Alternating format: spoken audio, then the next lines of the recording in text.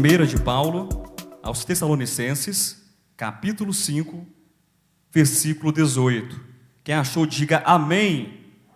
Graças a Deus. Antes de ler, que tal você orar nessa manhã tão abençoada? Pode ser uma oração do coração, uma oração de gratidão ao Senhor. Se você puder curvar o seu coração diante do Senhor, eu agradeço. Pai querido, nós te louvamos nessa manhã de domingo por estarmos aqui, Senhor. Nós bendizemos o teu nome, porque tu és maravilhoso, Senhor. E o nosso coração se alegra, o nosso coração agradece por estarmos mais uma vez diante de ti, para sermos ministrados, para sermos alimentados, para sermos revigorados por tua palavra, Senhor. O nosso rogo nessa manhã é que o Senhor, de fato, Senhor, fale aos nossos corações, usando, Senhor, um simples canal humano, mas a palavra é tua, a graça é tua, a revelação é tua e o louvor, Senhor, é para ti, Senhor. Muito obrigado, em nome de Cristo Jesus, nosso Senhor. Amém, queridos? Abram suas Bíblias, para quem não abriu ainda. Para quem já abriu, 1 de Paulo aos Tessalonicenses, capítulo número 5, versículo 18, que diz assim: em tudo dai graças, porque esta é a vontade de Deus em Cristo Jesus para convosco. Em algumas coisas vocês devem dar graças. Dei graças em algumas coisas apenas. Em tudo. Em todas as coisas nós devemos dar graças, em todas as coisas nós devemos ter um coração de gratidão, porque esta é a vontade do Senhor. Bom, já não é novidade, já repetimos inúmeras vezes aqui o tema da mensagem dessa manhã, seja de maneira direta ou indireta. Os irmãos devem ter recebido o post no celular, no grupo, ou de maneira, de repente, individual, que a mensagem de hoje fala-nos a respeito da gratidão. E seria muito pouco, ou de repente até simplório demais, perguntar repetidamente quantos são gratos. Se eu fizer isso, acho que 10 vezes, 20 vezes, eu tenho certeza absoluta que os irmãos vão levantar as mãos em sinal de gratidão. Mas de gratidão a quê? Acho que há várias coisas que nós temos, e principalmente ou especialmente a nossa gratidão em relação ao Senhor. Muita coisa poderia ser dita, queridos, a respeito da gratidão. Há muita coisa a falar na literatura, na filosofia, na própria palavra, nas escrituras, mas eu desenvolvi um caminho que seja um caminho simples, que os irmãos possam se recordar depois de saírem desse ambiente de comunhão, e possam então se recordar a respeito da gratidão.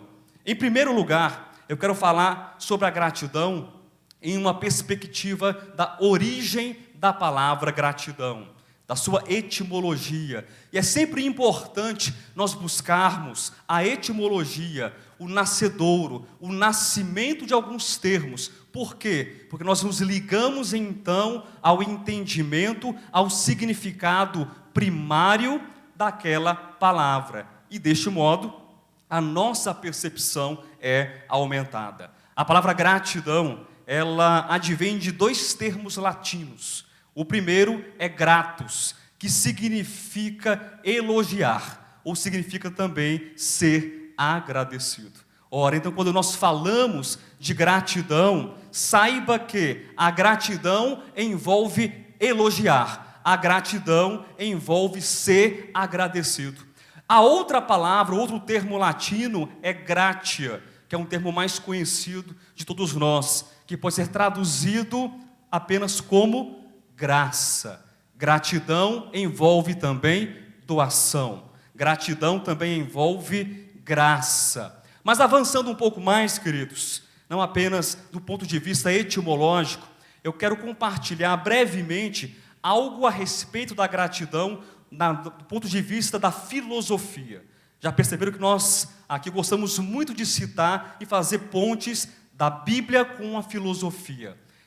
É claro que a gratidão, em termos filosóficos, é um tema muito complexo, é um tema muito extenso, e eu não poderia apresentar tudo, nem conseguiria, na verdade. Mas eu tomei a ideia ou o pensamento de um dos principais filósofos da cristandade, Tomás de Aquino, filósofo cristão, que descreve a gratidão a partir de 3 níveis, a partir de 3 degraus. Tomás de Aquino diz o seguinte, que gratidão em um primeiro momento, gratidão em um primeiro plano é reconhecimento. Você pode repetir?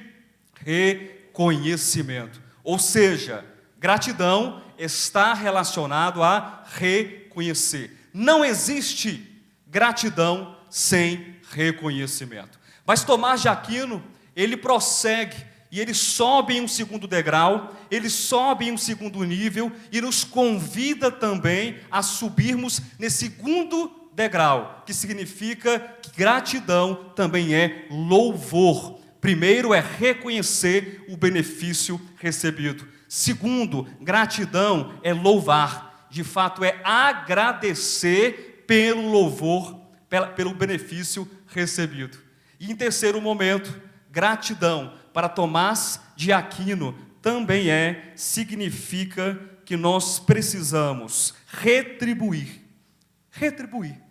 Como assim, pastor Josué? Retribuir, sim, retribuir na medida do possível e de acordo com as circunstâncias, com a oportunidade. O coração que é grato é o coração que reconhece aquilo que recebeu. O coração que é grato é o coração que louva, que tem uma disposição de agradecer, reconhece, louva e também retribui. Quem entendeu, diga amém. Isso é gratidão. Mas há também uma outra perspectiva, e eu não vou me demorar muito nessa perspectiva, que é uma perspectiva científica. E eu estava um tanto que relutante em apresentar essa perspectiva, mas eu tomei coragem e vou apresentar essa perspectiva para os irmãos e espero que os irmãos recebam de bom coração essa perspectiva. Gratidão é um tema que nos últimos 20 ou 30 anos tem sido estudado exaustivamente pelas neurociências cognitivas e comportamentais. Para os neurocientistas, gratidão é, em um primeiro momento, uma emoção. Gratidão, em um segundo momento, é um sentimento. E qual a diferença entre emoção e sentimento? A emoção é aquilo que diz respeito às nossas memórias afetivas e emocionais. Diz respeito aos nossos instintos, aquilo que está, de fato, na alma ou no espírito humano. Já o sentimento, ele é a produção. O sentimento é a reação da emoção que eu nutro na alma e no coração.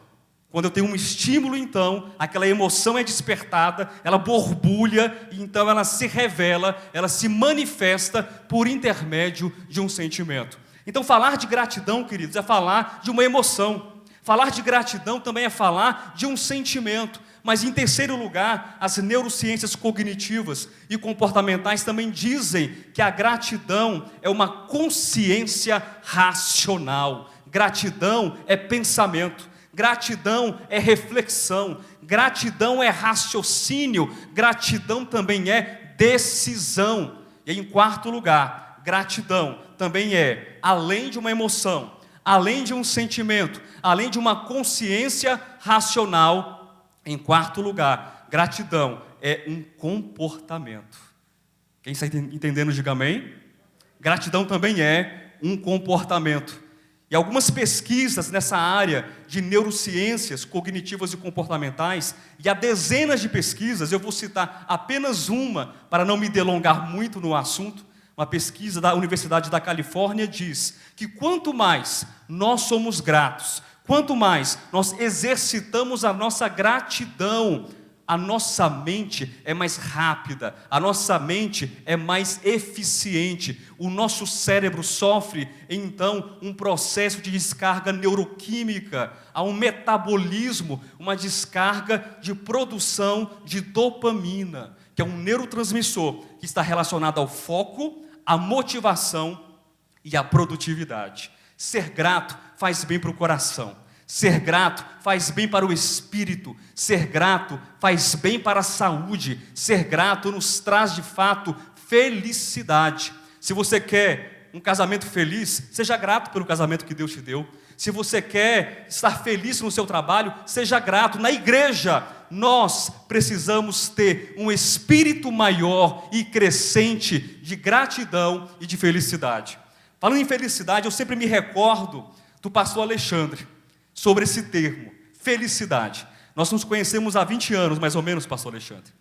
E quando nós nos falamos, seja presencialmente, face a face, ou por telefone, é muito raro o pastor Alexandre não me cumprimentar da seguinte maneira. Acho que os irmãos já tiveram também essa mesma situação. Ele fala conosco, e aí, está feliz, meu irmão? Quem já teve essa experiência? Está feliz? Por quê? Porque felicidade é uma expressão de um coração grato ao Senhor. Não é apenas algo de vocabulário, não é apenas algo da boca para fora, mas é a gratidão, é a felicidade que vem do nosso coração. Então nós somos convidados nessa manhã a sermos gratos. E eu disse muita coisa para você nessa introdução. Talvez você não se recorde da etimologia da palavra gratidão. Talvez você não se recorde também de Tomás de Aquino. Talvez você não se recorde também das explicações da neurociência. Mas eu quero, em nome de Jesus, que você guarde no coração uma palavra apenas: reconhecimento. Essa é, de fato e de verdade, a palavra-chave para a gratidão. É reconhecimento. Mas reconhecer o quê? Essa que é a pergunta. Porque há dois tipos de gratidão. E aqui eu já vou me encaminhar de fato para abrir as escrituras com vocês. Mas antes, deixe-me falar, por favor, sobre esses dois tipos de gratidão. Muito possivelmente nós estamos mais acostumados ao primeiro tipo, ao primeiro modelo de gratidão, que a gente pode chamar de gratidão passiva. Pastor, mas que tipo de gratidão é essa? Gratidão passiva. Imagine só, irmão Istvan, você gosta de vinho? Gosta de vinho, muito bem. Eu vou então trazer, é apenas um exemplo, tá, Istvan? Não conte com isso. Eu vou trazer domingo que vem, pela manhã, um vinho português verde para você. O que você acha disso? Hein? Um Casal Garcia, um vinho muito bom de Portugal. Provavelmente você ficaria o quê? Grato por essa ação. Você ficaria grato por esse gesto. Mas percebam, essa ação de gratidão do Istvan é o quê? É uma gratidão o quê? Passiva. Ele recebeu um presente, ele recebeu algo. E nós estamos muito acostumados a sermos gratos assim. A gente compra um carro e o que acontece? Nós somos gratos ou ficamos agradecidos. Mas por quê? Aconteceu um presente, aconteceu alguma coisa na vida, visitamos, alguém nos visitou, então a gratidão simplesmente passiva. Mas eu quero compartilhar com vocês um outro modelo de gratidão, que é o modelo da gratidão ativa. É uma gratidão que leva em consideração o reconhecimento, o louvor, a retribuição, a emoção, o sentimento, o raciocínio, o comportamento, mas tudo isso ligado, tudo isso em correspondência, em conexão com Deus, que é o combustível, é aquilo e aquele que move a nossa caminhada cristã. Vamos ser gratos ao Senhor por todas as coisas, mas isso ativamente, com o nosso coração completamente envolvido no Senhor. E eu separei, queridos, para compartilhar com vocês 8 ações, 8 comportamentos que são ações internas e ações externas que vão nos mover, que vão nos motivar a sermos mais gratos ao Senhor. Quem quer aprender essas 8 ações nessa manhã? Muito bem, então abra sua Bíblia na primeira ação que se encontra no Evangelho segundo João, capítulo de número 15. Nós iremos ler do versículo 12 até o versículo 15. João capítulo 15, do versículo 12 até o versículo 15. Nessa primeira ação que nos motiva a sermos gratos, eu separei essas 8 ações, aproveitando a primeira letra de cada letra da palavra gratidão. Então, a letra G de gratidão, gere momentos de comunhão com Deus. Guarda no seu coração aí, escreve, amém? Então, qual é a primeira ação que nos move a sermos gratos? Gere momentos de comunhão para com Deus. Mas por que isso me faz ser grato? Vamos ler, versículo 12. O meu mandamento é este, que vos ameis uns aos outros, assim como eu vos amei. Ninguém tem maior amor do que este, de dar alguém a própria vida em favor dos seus amigos. Vós sois meus amigos, se fazeis o que eu vos mando. Já não vos chamo servos,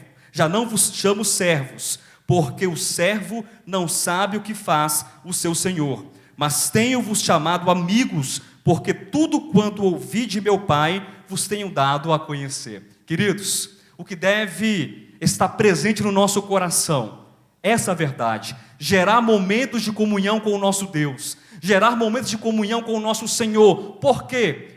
Porque, sim, é claro que nós somos servos do Senhor, mas observe, por favor, o contexto, as palavras de Cristo nesse texto. Ele não nos chama apenas, ou tão somente, ou mais de servos. Palavra para os apóstolos, mas que se estende também para nós. Ele chama você de quê? Conforme o texto de João, de amigo. Amigo. Será que isso gera gratidão no nosso coração? Poder acariciar o próprio peito e dizer assim: eu tenho um amigo. E aí, como se alguém pudesse perguntar para você: mas Alexandre, quem é o teu amigo? É o Josué? Sim, também é o Josué. É o Istvan? Sim, também é o Istvan. É o Henrique. E poderíamos citar vários amigos do Alexandre. Mas o Alexandre pode falar com ousadia que ele tem um primeiro, ele tem um maior, ele tem um melhor amigo. Esse amigo é o próprio Senhor. Irmãos, se isso não gerar gratidão no nosso coração, eu não sei o que mais pode gerar gratidão no nosso coração. Nós temos Deus como o nosso amigo, nós temos Deus como aquele que está conosco. Tem tanta gente nesse momento sofrendo, angústia na alma. Os irmãos sabem disso, por conta desse isolamento social, dessa quarentena. Pessoas que não têm um amigo para conversar, pessoas que estão isoladas de fato. Mas será que não falta amigo, ou a pessoa não reconhece o amigo de verdade? Falta amigo, ou a pessoa não reconhece que existe um melhor amigo? Entenderam? Falta amigo, ou a pessoa não reconhece, não louva o amigo que todos nós temos.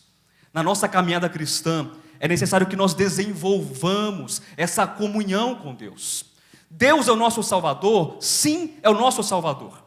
Deus é o nosso pastor? Sim, Ele é o nosso pastor, é o nosso Redentor, é o nosso Senhor. Mas que palavra doce, que palavra tão acessível, que palavra tão amorosa, essa de nós recebermos, ou de nós entendermos que Deus, além de ser pastor, de ser Senhor, de ser o Redentor, de ser o conquistador da nossa salvação, Deus também é, o Senhor também é o teu amigo. Portanto, gere momentos de comunhão com Deus. Pastor, como é que eu faço isso?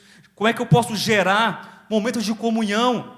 Daqui a pouco nós vamos ver duas atitudes práticas para gerar momentos de comunhão com Deus. Mas vamos avançar para uma segunda ação interna e também externa para a gratidão. Reconheça que você é fraco. Amém?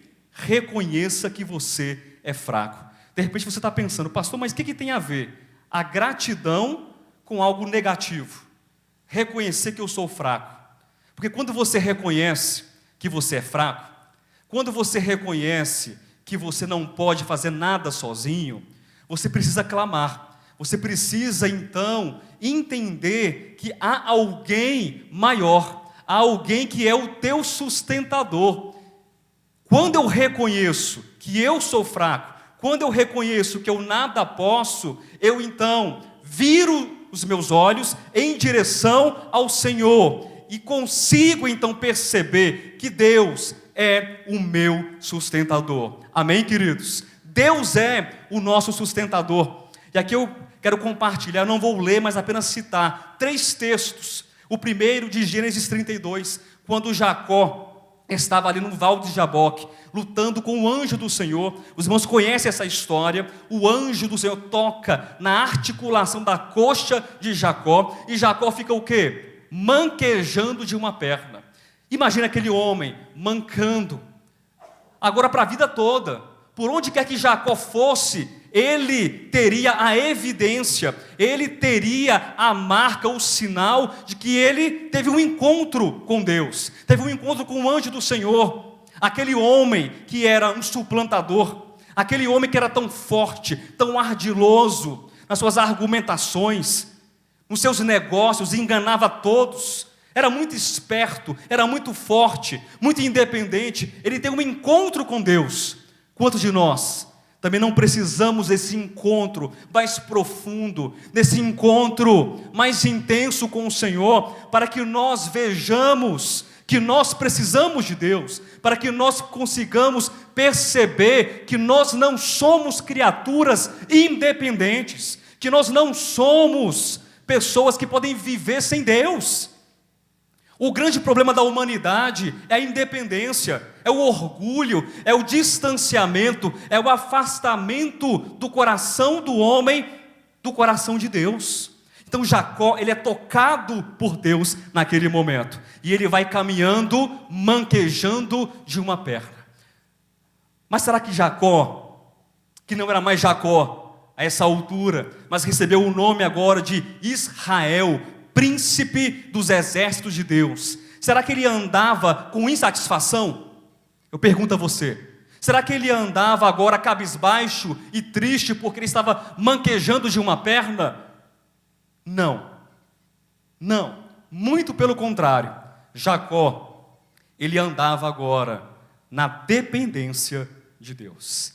Ele poderia ter uma coxa, ou poderia ter os nervos afetados ali, que o fizessem ser humanamente frágil, humanamente agora dependente de Deus. Ser dependente, reconhecer a nossa fragilidade, é a oportunidade que nós temos para que o poder de Deus, para que a graça de Deus se manifeste e se aperfeiçoe na nossa fraqueza. Reconheça, meu irmão, que você precisa de Deus. E quando você reconhece, você louva a Deus, porque Deus é o teu sustentador. Amém? E eu lembro também do Salmo 23, um salmo tão conhecido de todos nós, onde o salmista Davi, ele declara que o Senhor, ele é o Senhor, ele é o nosso pastor, que nos conduz aos pastos verdejantes, às águas tranquilas. Nós temos um cuidador, nós temos um consolador, nós temos um sustentador. Deus é aquele que nos sustenta, Deus é aquele que está conosco. Me lembro também do Salmo 40, também Salmo de Davi, onde Davi, provavelmente desesperado, ele ora e clama ao Senhor, mas ele diz que ele esperava. De que modo? Lembra do Salmo 40, versículos 1 e 2? Esperei, decepcionado, eu esperei, sem, como? Paciente, confiantemente pelo Senhor. Esperei confiantemente pelo Senhor, mas eu esperava o Senhor e não via nada acontecer. Esperei em vão no Senhor. Não, Davi diz que ele esperou confiantemente, confiança. E ao esperar com confiança no Senhor, ele continua no versículo 1 do Salmo 40, dizendo que Deus não foi um rei, não foi um príncipe, não foi um general do seu exército, não foi uma autoridade da terra, mas o próprio Criador de todas as coisas, o próprio Senhor de tudo. Deus, ele se inclinou e ouviu o clamor de Davi. Será que você tem também, da parte de Deus, esse mesmo cuidado? Será que Deus também dá a você esse mesmo cuidado que deu a Davi?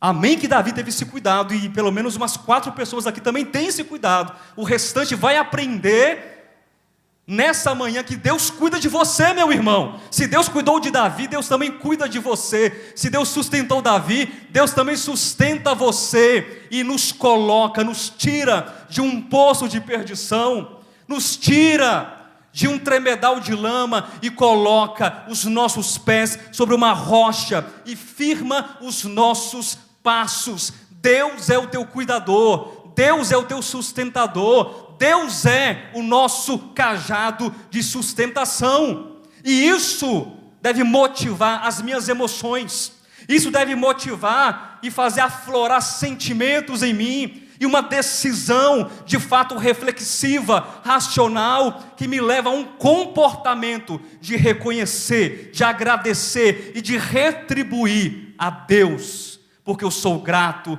a Deus por tudo que Deus é e tem feito, tem realizado na minha vida. Isso é gratidão.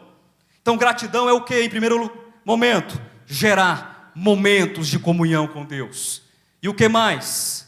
Reconhecer a minha fragilidade, reconhecer a minha fraqueza.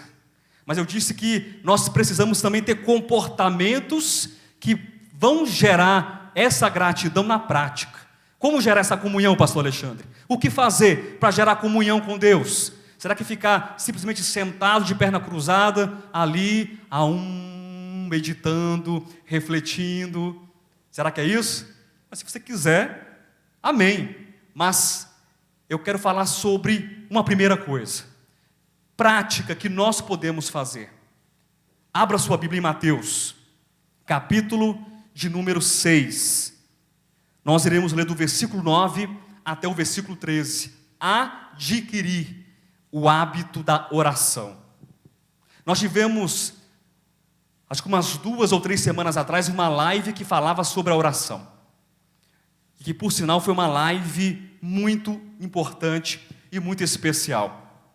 E eu costumo dizer, e repito isso, não tem problema repetir pelo menos umas 300 vezes por ano, que a oração é a respiração da alma. Respira aí, você, usa seus pulmões, seu nariz, usa aí seu aparelho respiratório, vai, coloca ar para dentro, colocou, agora solta. Fez isso? Oração é a respiração da alma, é a respiração do nosso espírito humano unido ao Espírito Divino.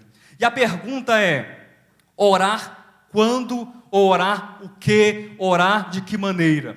O tema dessa mensagem não é oração, mas eu quero apresentar para vocês que a oração, ela precisa ser feita, ser realizada de acordo com a vontade de Deus. E quando eu oro essa vontade, e quando eu oro em cima da vontade de Deus, o meu coração se torna grato. Pastor, se torna grato?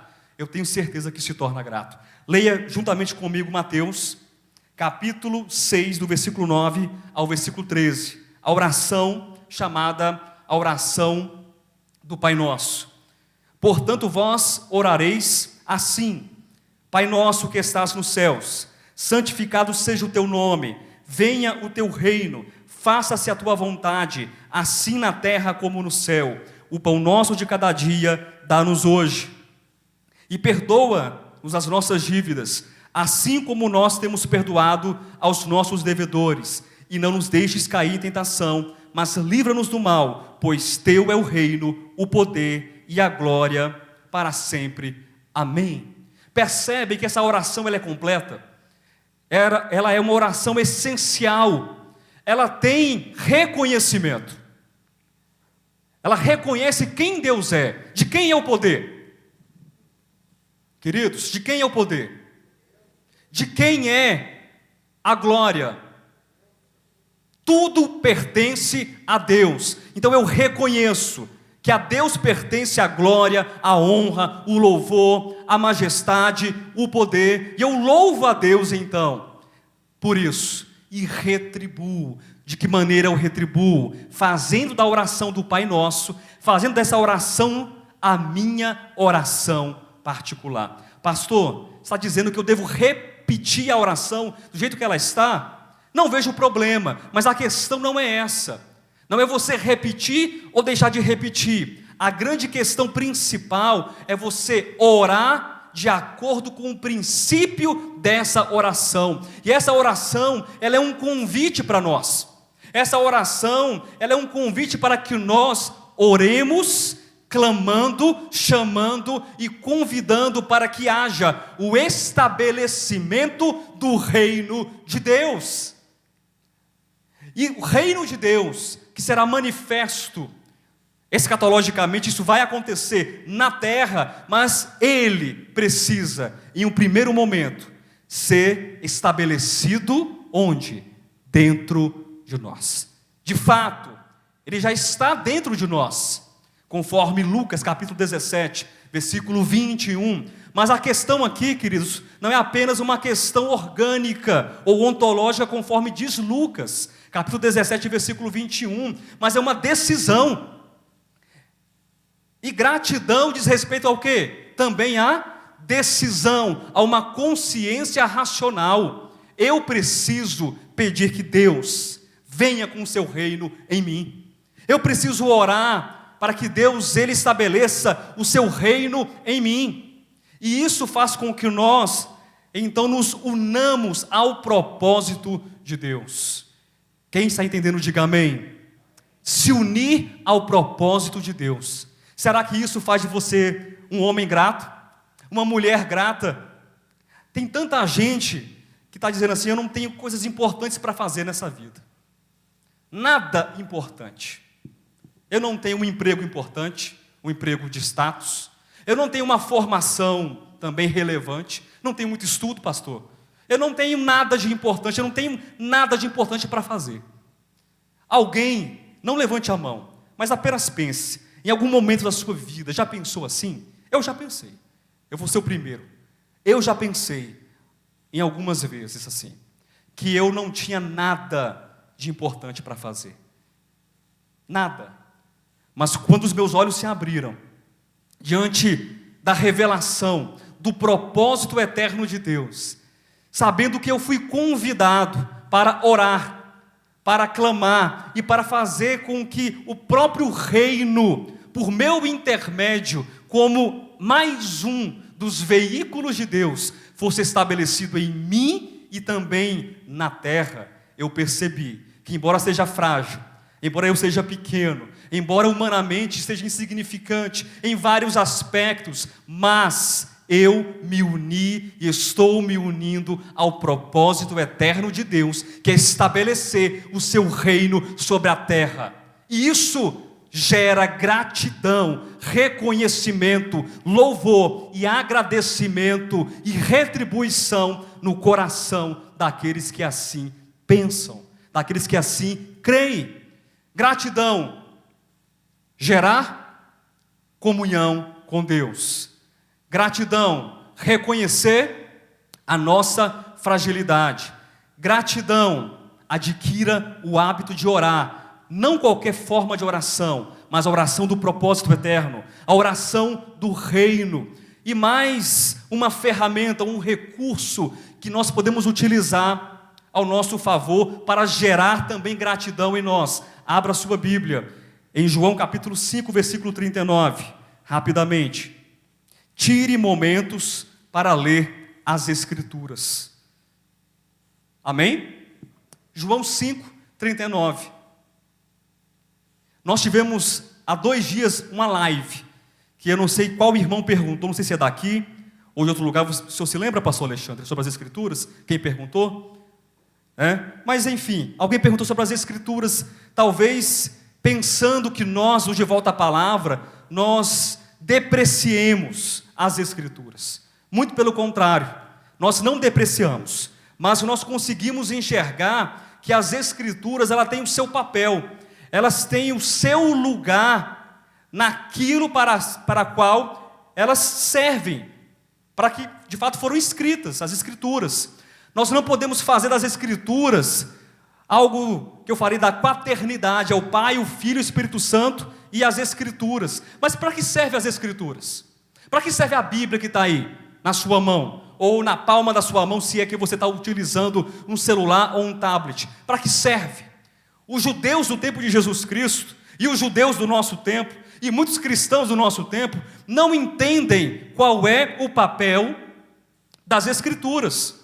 E Jesus Cristo diz assim: examinais, versículo 39, as Escrituras, porque julgais ter nelas a vida eterna. Percebam, Jesus Cristo não está ordenando para que os judeus examinem, Ele está dizendo: vocês examinam as Escrituras.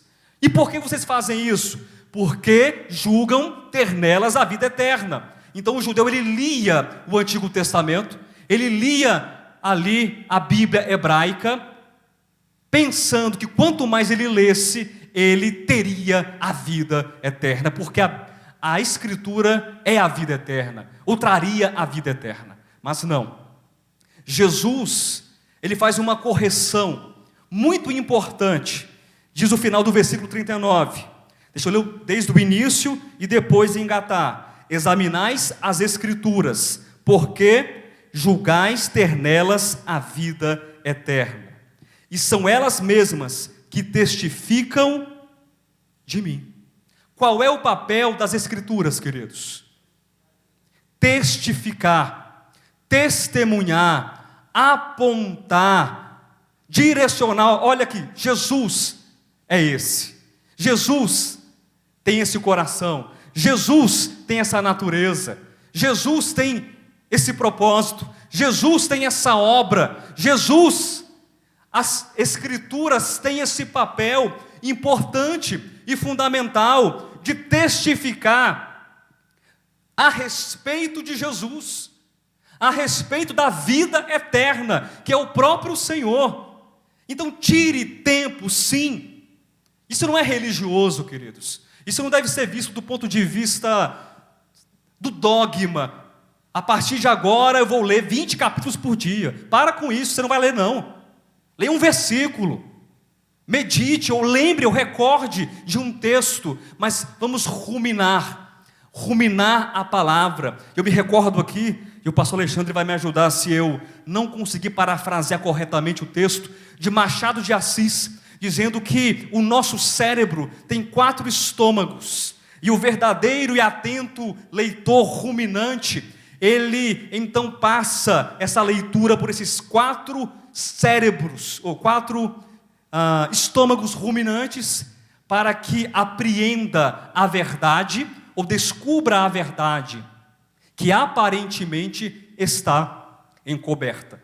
Parafraseei corretamente? Essa que é a ideia. Então a verdade para muitos está oculta, está selada, e quanto mais eles olham de um lado e para o outro, mais perdidos eles ficam. As Escrituras têm esse papel de nos trazer um apontamento, um direcionamento. Olhe para Cristo. E quanto mais nós olhamos para Cristo, o que é que nós recebemos de Cristo? Recebemos luz de Cristo. Amém? Recebemos revelação de Cristo, recebemos verdade de Cristo. A aletheia, os nossos olhos são descobertos. O véu que de repente esteja diante dos nossos olhos, do nosso rosto, é desvendado, e eu posso então, indo pelas Escrituras, encontrando a revelação, a verdade de Cristo, que salta das Escrituras, que é a verdade, eu posso contemplar a face de Cristo. E ao contemplar a face de Cristo, nós somos transformados, nós somos abençoados, Nós somos santificados porque eu tenho contato com Cristo Jesus. E isso gera, ou pelo menos deve gerar, gratidão, reconhecimento, louvor e retribuição. Nós perdemos tempo com tantas coisas nessa vida, sim ou não, gente? A gente faz tantas coisas, mas que tal a gente investir um pouco do nosso tempo na oração?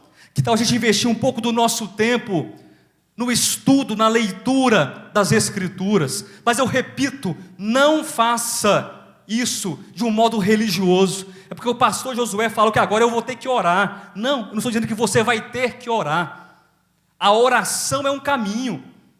A oração é a respiração da alma. A oração te aproxima da vontade e do propósito de Deus. Você quer conhecer esse propósito? Porque às vezes a gente conhece muito na doutrina, a gente cita os textos, a gente faz a exposição, a exegese, mas por falta de respiração, por falta de oxigênio nos pulmões espirituais, a gente não consegue então experimentar a realidade do propósito e do reino de Deus em nós, porque falta respiração, falta oxigenação.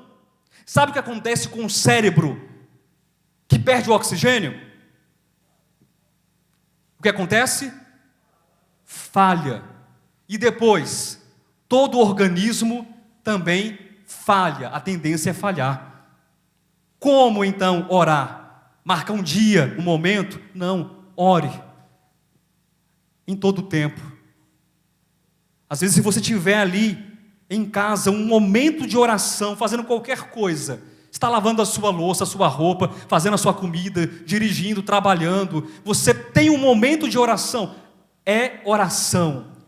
E se você clama naquela oração pelo reino estabelecido na sua vida, você está sendo unido ao propósito de Deus. Lendo as Escrituras, sabendo que das Escrituras você pode receber um apontamento e uma direção, porque elas testemunham a respeito de Cristo. Você vai tocar nas realidades espirituais.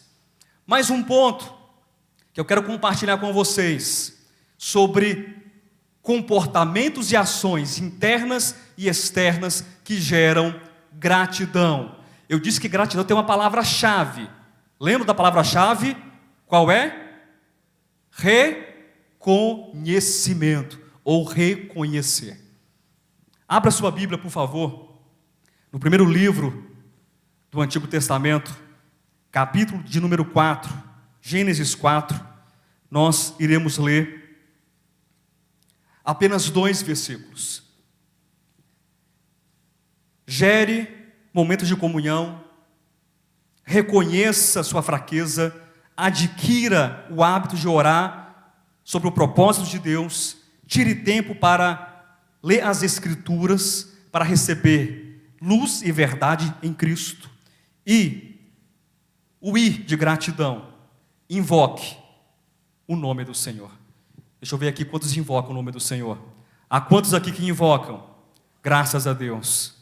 Invocar o nome do Senhor. Isso é muito semelhante também a reconhecer, é claro, a sua fraqueza e a sua fragilidade. Os capítulos 2, 3 e 4 de Gênesis são capítulos muito significativos para todos nós. Os irmãos devem saber que o capítulo 3, ele vem depois do capítulo 2. Sabiam disso? Graças a Deus, vocês sabem disso. E o capítulo 2 é um capítulo que fala de maneira resumida sobre a criação. Tanto a plantação, o plantar do jardim, na banda do Éden, Deus planta um jardim. E a criação também, de modo resumido, de quem? Do homem. E tudo está muito bem no capítulo 2 de Gênesis. O homem está ali com sombra, com água fresca, desfrutando do prazer do Éden, que significa prazer, que significa desejo ou desejável. Mas depois do capítulo 2, vem, e os irmãos sabem da resposta, o capítulo número 3 de Gênesis, que nos fala a respeito da queda do homem. e da entrada do pecado no mundo ou na humanidade. E depois daí, queridos, depois do capítulo 3, vem o capítulo 4. O homem é expulso no capítulo 3, lá do Éden, e vem o capítulo 4. O que nós temos de marcante no capítulo 4, negativamente falando? Aliás, o capítulo 4 quase todinho, com a exceção de 2 versículos ali, praticamente, ou do início também da oferta de Abel, mas praticamente todo o capítulo 4 ele é extremamente negativo. Nós temos o quê? O primeiro homicídio, o primeiro assassinato da face da terra. Caim mata Abel.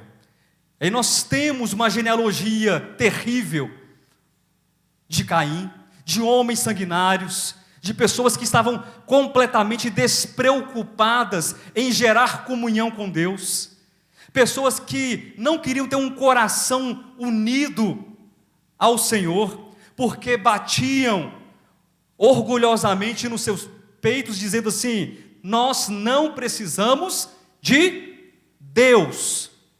Nós temos o estabelecimento de uma civilização sem Deus. Nós temos ali pessoas criando artifícios ou tomando recursos para viverem sem Deus e à mercê das suas próprias escolhas e decisões. O homem se afasta de Deus, Caim se afasta de Deus, seus descendentes se afastam de Deus. E aí, aparentemente, Gênesis capítulo 4 é um capítulo só de tristeza, é um capítulo só de algo negativo. Mas nós temos uma revolução em Gênesis capítulo 4. Quem pode dizer amém? Nós temos uma revolução em Gênesis capítulo 4. Pastor Josué, que revolução é essa? Será que criaram a bomba atômica, a gente não sabia lá no tempo das cavernas? Não, não foi isso. Que revolução? Algo simples, muito simples, mas ao mesmo tempo mais poderoso do que qualquer arma criada pelo homem. Sabe o que é isso que eu estou falando? Gênesis 4, 25 e 26. Quem abriu a sua Bíblia? Acompanhe, por favor. Tornou Adão a coabitar com sua mulher, e ela deu à luz um filho, a quem pôs o nome de Sete, porque disse ela: Deus me concedeu outro descendente em lugar de Abel, que Caim matou. A Sete nasceu-lhe também um filho, ao qual pôs o nome de Enos. Daí se começou a invocar o nome do Senhor. Queridos, essa declaração, ela é maravilhosa. Essa declaração, ela é simplesmente extraordinária. Nós estamos, imagine vocês, a situação, os homens ali, centenas, eu não sei quantos, vivendo em uma comunidade em que quase toda a totalidade dos homens está distante de Deus, não quer saber de Deus, não quer viver por Deus, por intermédio de Deus. Eles viraram as costas para Deus. Mas nasce alguém no tempo, nasce alguém na história, que faz uma revolução. Não é uma revolução cultural, não é uma revolução ideológica, não é uma revolução filosófica, não é uma revolução armamentista, mas é uma revolução espiritual. E você não é diferente. Nós também nesse aspecto, também somos esses tais revolucionários, que talvez não possam fazer muito nesse mundo do ponto de vista físico e material, mas quando nós invocamos o nome do Senhor, nós fazemos a diferença em nossas vidas e também no mundo de uma outra maneira, não material, mas espiritual. E é interessante, talvez até mesmo oportuno trazer mais uma vez essa explicação, que o nome Enos significa frágil. O nome Enos significa fraco, significa mortal. Ninguém poderá invocar o nome do Senhor se não reconhecer que é fraco, se não reconhecer que é frágil e é mortal. Nós às vezes temos dificuldade de invocar o nome do Senhor, e não faça disso também algo dogmático ou religioso. Alguns irmãos que estão aqui já vieram de lugares assim, que basta invocar o nome do Senhor. Amém, Senhor Jesus. Não é isso que eu estou falando, não é disso. Mas é ter uma clara revelação, isso é gratidão. É uma consciência desperta. É uma consciência, e perdão da redundância, mas ela é significativa. É uma consciência racional. Porque tem gente que tem consciência, mas não utiliza com racionalidade. É uma consciência, decisão, uma reflexão, um pensamento, é uma emoção que brota da parte mais íntima do nosso interior, das nossas entranhas. E na Bíblia as entranhas estão relacionadas com as emoções. E produzimos então um sentimento de louvor, de felicidade, de gratidão e um comportamento de invocar o nome do Senhor. Porque sabemos que somos frágeis, fracos, imortais, e invocamos o nome do Senhor, e não importa se a nossa geração, se grande parte da nossa geração não acredita em Deus. Nós acreditamos em Deus. Há um povo na face da terra que acredita no Senhor. Amém? Nós acreditamos, nós invocamos o nome do Senhor. Nós nos valemos do Senhor. Deus é o nosso sustentador. Deus é a nossa rocha. Aquela rocha que Davi declarou no Salmo 40, porque sabia que ele era frágil, fraco e mortal. Davi era um Enos também. Seja um Enos, seja fraco e frágil, mortal, reconhecendo a sua dependência de Deus e invocando o nome do Senhor. E os seus pés estarão firmados sobre a rocha. Gratidão é reconhecer muitas coisas. Reconhecer que eu preciso gerar, eu vou repetir até o final, momentos de comunhão com Deus. Gratidão é gerar momentos de comunhão. Gratidão é o que mais? Reconhecer a minha fragilidade. Gratidão é o que mais? É adquirir um hábito, um comportamento de que? Orar o propósito de Deus, a oração do reino. Gratidão é tirar também momentos para a reflexão, para o estudo, para a leitura das Escrituras, porque elas testemunham Jesus. Gratidão também é invocar o nome do Senhor. Mas gratidão, prosseguindo, queridos, também é doação. E aqui a letra D de gratidão. Doação. Mas doar o quê? Os bens. 1 de Paulo aos Coríntios, capítulo de número 13. O que diz aquele texto lá? Eu posso doar os meus bens. Eu posso, não sei se você sabia, eu tenho uma fortuna, eu sou um dos homens mais ricos do Brasil. Nunca quis falar para vocês, mas tudo bem, vou falar a verdade agora. Sou um dos homens mais ricos do Brasil. Vou doar toda a minha fortuna para os pobres, e vou agora caminhar descalço pelo Brasil e depois pela Índia, como aqueles gurus indianos lá. O que vocês acham disso? A pergunta é misericórdia. Dou para a igreja, né, pastor? Se eu fizer tudo isso, doar os meus bens, se eu entregar o meu corpo para ser queimado, isso é muita coisa ou é pouca coisa, pessoal? É muita morte, né? Uma pessoa só. Tá mais pequeno, vai virar cinza desse tamanho. Se eu doar o meu corpo para ser queimado, se eu não tiver amor, Irmãos, vocês sabem, não precisa abrir para ler não. Se eu doar os meus bens, se eu entregar meu corpo para ser queimado, se não tiver, qual é a questão principal aqui? Você tem amor, Josué, para doar o seu corpo, para ser queimado, para entregar seu corpo? Não, não tenho. Você não fez nada.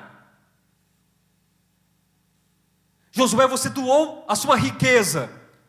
Você fez por amor? Não, para ser aplaudido pelos homens. Ou para uma próxima encarnação, quem sabe, eu não vi como uma lagartixa, mas vi como um príncipe. Você não fez nada. Sem amor, tudo é vazio. É um símbolo, é um sino que retine, que fica badalando. Tom, tom, tom, tom, tom, tom, tom. E você pode ser escutado nos 4 cantos da terra, mas aos ouvidos de Deus, tudo isso foi vazio. Doe. Gratidão é reconhecer, gratidão é louvar e é retribuir. E amar, queridos, amar é muito mais do que uma emoção ou um sentimento. Amar é uma decisão, é uma escolha. Nós falamos isso aqui tem 20 anos. Amar é decisão. Amar é decidir. João capítulo 15, versículo 13. Nós lemos esse texto, mas eu quero ler especificamente só a partícula desse texto, dessa porção. Quem está feliz, diga amém. Quem é grato a Deus, diga amém. João 15, 13. Ninguém tem maior amor do que este. 2 pontos. A explicação do tipo de amor, de dar a alguém a própria vida em favor dos seus amigos. Ah, pastor, mas Jesus Cristo está falando dele. Sim, ele fala a priori dele.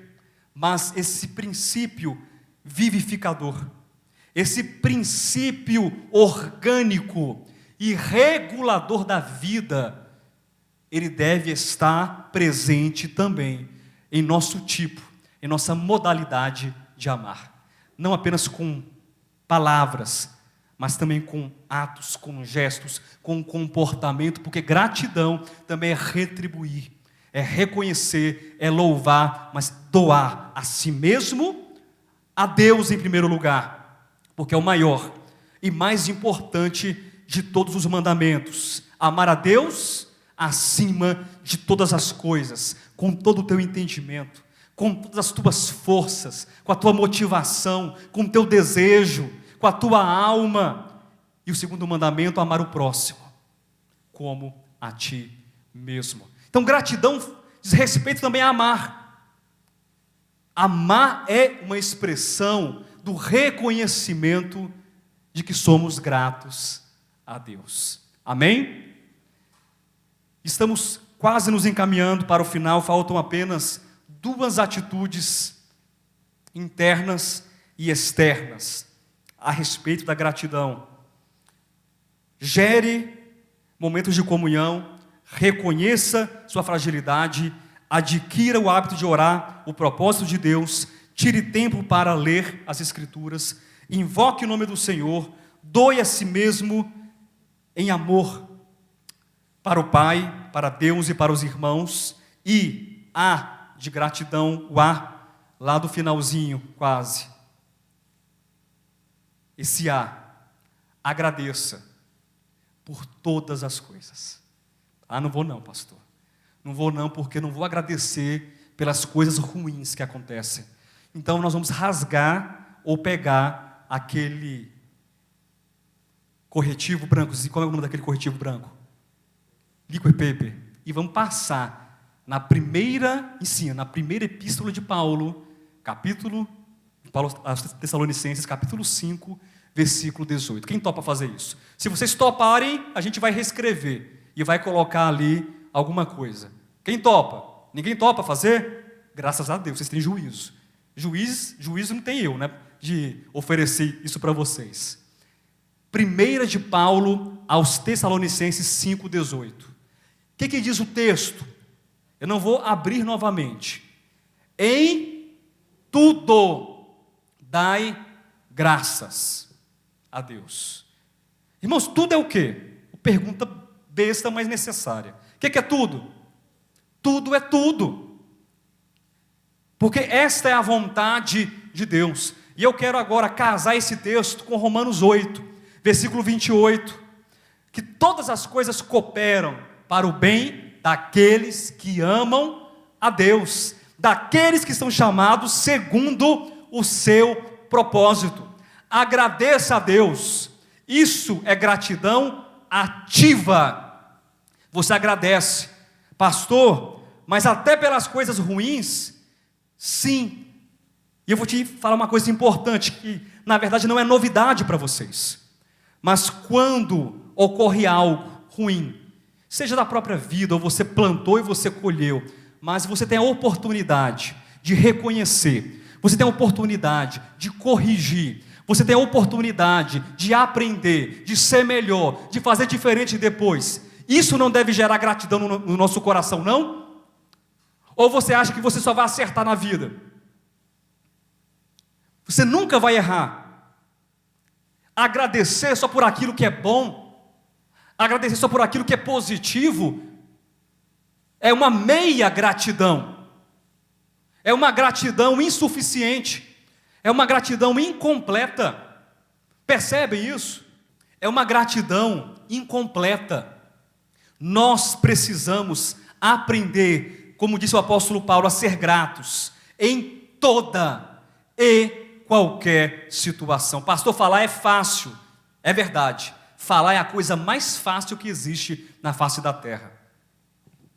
Mas eu estou aqui para falar, e estou aqui para rogar, primeiramente a Deus, que no meu coração haja esse entusiasmo, haja essa motivação, que eu consiga, e que você consiga, e que nós consigamos exercitar a gratidão ativa, de sermos de fato agradecidos a Deus nas mais diversas situações. Paulo fala sobre isso. Ele era grato a Deus na bonança? Sim ou não? Quando tinha fartura, tinha um banquete diante de Paulo. Ele era grato a Deus? Era. E quando não tinha nada para comer? Não. Só quando era banquete, é isso? Quando tinha fartura e quando tinha escassez, Paulo era grato. Em qualquer situação. Quando ele era, de repente, louvado, reconhecido, ele era grato a Deus e devolvia essa glória a Deus pelo reconhecimento? Sim. E quando ele era humilhado e perseguido, açoitado, preso, cuspido, era grato a Deus? Sim. Nessa semana passada, agora, eu tive comunhão com um casal do Rio de Janeiro. Nós fizemos um bate-papo, videochamada. E aquele casal, no final, disse o seguinte para mim. Falou, pastor, eu não sei. Se ele fez uma cara assim de... Eu fiquei até preocupado. Eu não sei como é que você, pastor Alexandre, os pastores do ministério, os cooperadores conseguem. Vocês fazem live de temas assim que são extraordinários. Irmãos, quem está acompanhando as lives do ministério sabe que eu não estou exagerando. Não estou exagerando. E ele fala assim, pastor, são 40 pessoas, 50 pessoas, pastor Alexandre, assistindo a live. E aí, eu vou no YouTube, às vezes tem um quadro humorístico de 15 minutos, 20 minutos, 500 mil de acessos. Aí ele falou, eu não sei como é que você dá conta, como é que você não esmorece, como é que o pastor Alexandre não desiste. Eu falei, irmão, porque nós somos gratos a Deus. Nós somos gratos a Deus. Nós somos devedores primeiramente a Deus e depois aos homens, como disse o apóstolo Paulo. A nossa motivação é uma gratidão profunda e intensa ao Senhor. É um reconhecimento que nós precisamos compartilhar como fiéis despenseiros de Deus. A palavra sem detença para uma pessoa, para duas pessoas, para 6, para 10, para 50, para 500.000 de pessoas. Nós somos gratos ao Senhor, e isso então motiva, traz foco e propósito ao nosso coração. Isso é ser grato a Deus, mesmo quando nós não formos reconhecidos. E você vai experimentar, se é que já não experimentou várias vezes, pessoas te oprimindo, pessoas te ridicularizando, pessoas de repente falando da sua fé, do seu Deus. Mas não desista, seja sempre grato a Deus. Irei apresentar o último ponto, mas deixe-me fazer mais uma vez a revisão. Amém? Gratidão, gere momentos de comunhão com Deus. Por quê? Porque Deus é o teu amigo. Gratidão também é o quê?